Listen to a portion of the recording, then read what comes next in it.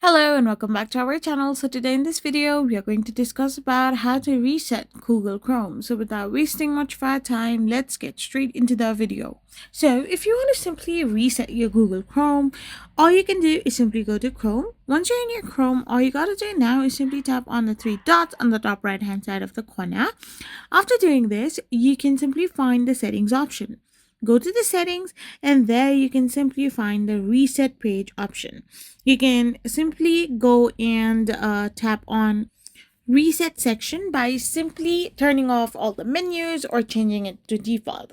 Now you can also go to your settings and delete all the data of Chrome and start fresh with it by signing in into your account first, by simply getting a new account for your Google Chrome, and this way you can simply reset your Google Chrome.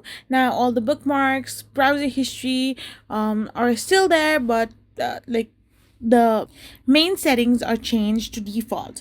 I hope you found this video helpful, so don't forget to hit that subscribe button and do give us a thumbs up. We will be back again with more informative videos. Thank you for watching.